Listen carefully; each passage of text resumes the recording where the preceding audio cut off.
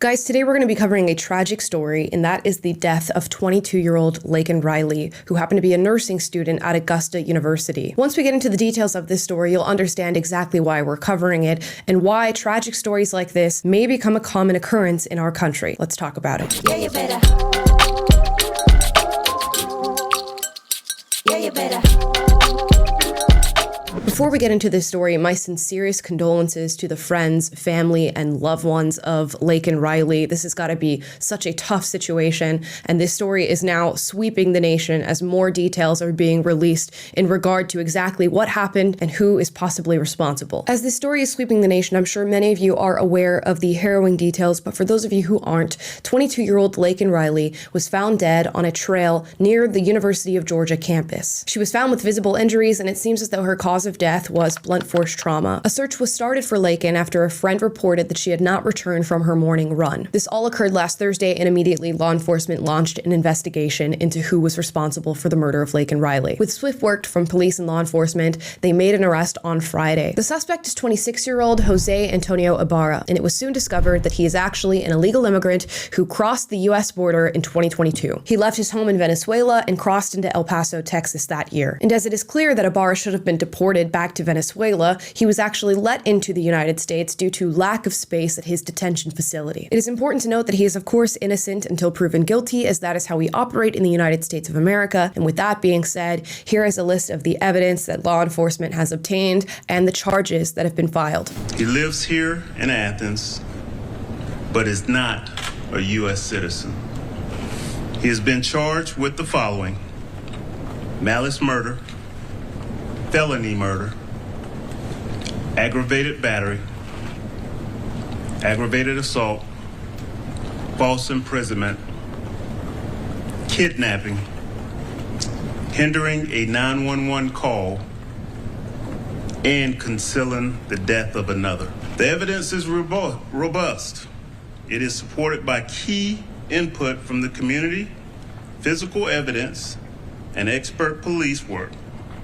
Importantly, we were assisted by video footage from our campus security cameras networks, which proven vital in many cases. It's also been discovered that Jose Ibarra was arrested before in New York City for endangering a 5-year-old child. On top of that, he has a brother by the name of Diego Ibarra, who also entered this country illegally, has been arrested on multiple occasions, and most recently has been arrested for faking a green card and utilizing that to get a position at the University of Georgia. I'm sure we're all starting to put the puzzle pieces together. If Jose Ibarra is responsible for this heinous crime, it was most definitely a preventable one, and one that could have been prevented in 2022 when he came to the U.S. border in order to get into the United States of America. It's also important to mention that Athens, where this murder took place, is classified as a sanctuary city, meaning that multiple officials felt that it was more important to allow illegal immigration into the area rather than to protect the lives of those living there, actual U.S. citizens. And let's read just a couple sections from a 2019 resolution that was released in regard to Athens being a sanctuary city and how they view that honor. Quote, "Whereas our immigrant and undocumented neighbors, especially those of Latinx heritage, face daily fears and threats from individuals and institutions such as ICE." It goes on. You can read more if you'd like.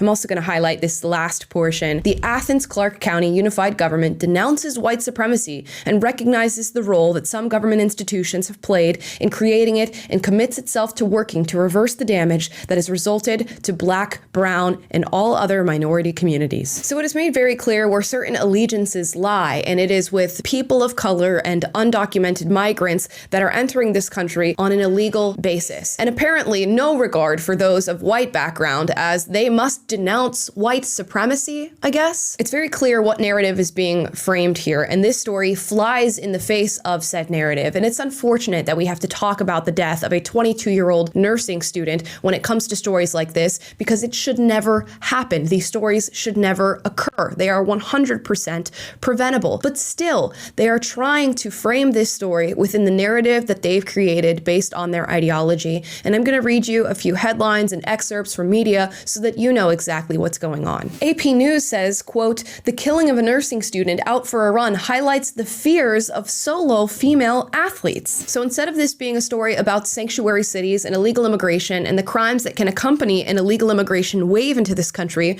we're talking about the fears of solo female athletes. And while I do advise, if you are a solo athlete, and especially a female one, you should alert people of your whereabouts or go in pairs when going on a run in the morning or, God forbid, at night, I don't know that this is what we need to be prioritizing when talking about this story. It seems like there is a way more important angle here that would have led to the prevention of this crime. Now, in that AP article, it says authorities on Thursday found the body of Laken Riley and arrested Athens resident Jose Antonio Ibarra. Athens resident. Is that the terminology that you would use to refer to Jose Ibarra? It's not the terminology that I would use. Here's another one. Atlanta Journal-Constitution tweeted out, a 26-year-old Athens man has been charged with the murder and the death of a nursing student on the University of Georgia campus. Athens man. Again, would you use that terminology to refer to Jose Ibarra? I would use the term illegal immigrant. I would use the term non-US citizen. I would use the term undocumented migrant. It's very clear that this horrific crime does not fit the narrative that the media has for what is supposed to happen in this country.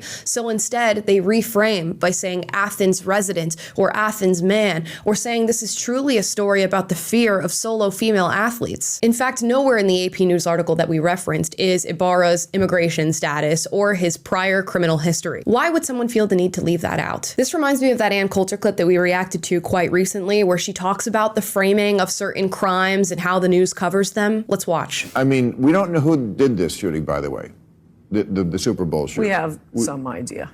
What? If it were a white man shooting, we'd know. Well, we don't know, but they haven't. That's how we know it's not a white man. I can tell you that much. But you think they're repressing that reporting?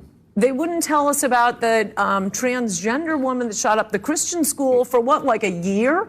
San Bernardino out here. Remember the crazy terrorist Muslims? That's when I first noticed, they're not telling us who it is. It's not a white male.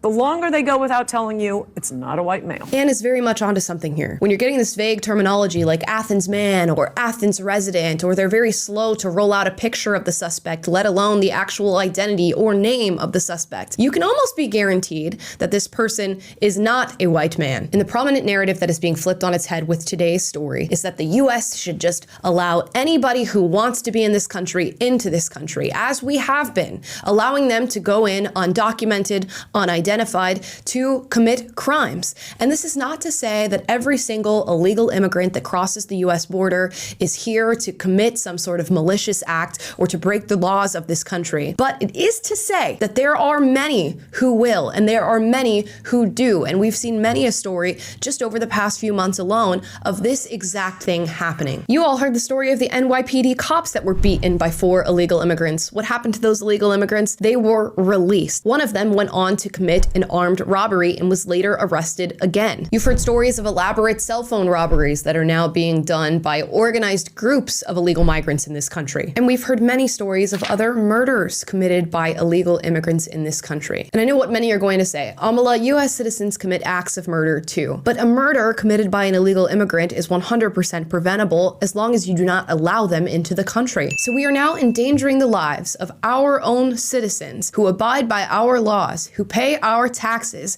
in the name of becoming some sort of sanctuary nation for people who want to cross into this country illegally. We know this is not okay. And your tax dollars are going towards initiatives that incentivize more people crossing the US border. And while I'm sure that many of these people plan to follow our laws upon entering this country, one crime like this is too many. He should have never been allowed in this country in the first place. He should have been deported as soon as he was arrested for a crime in New York City endangering a child. He should have never been allowed to to make his way to Athens, a place that incentivized his arrival with sanctuary city policies. The list goes on in failure after failure after failure, and it led to the death of a beautiful 22-year-old girl. And when you couple that with the fact that his brother also entered the country illegally and committed multiple crimes, most recently faking his way into a position at the university, you have to ask yourself what he was going to do next. And it seems as though his brother entered the country in 2023, meaning he had an example of just how to do it correctly. I wonder what that example was. And when you start to get a bird's eye view of our immigration problem and understand that millions upon millions of people have entered this country illegally, you'll start to get the feeling that we are in real trouble here,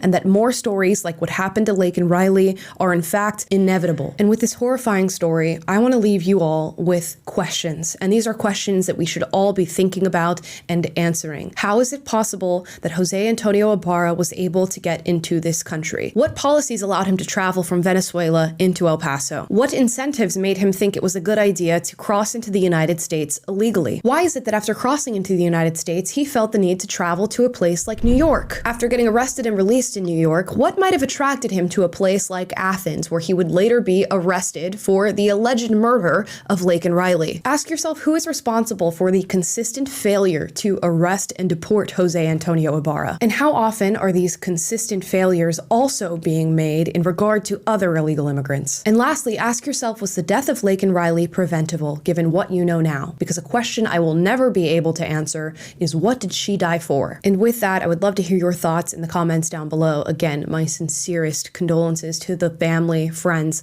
loved ones of Laken Riley. This is a tragic story. I hope we never have to cover anything like this again, but if we are reading the writing on the walls, it seems as though this is going to continue to occur. Again, I'd love to hear from you guys. If there's anything that you disagree with in this video, duke it out in the comments, but do so respectfully, please, especially on this one.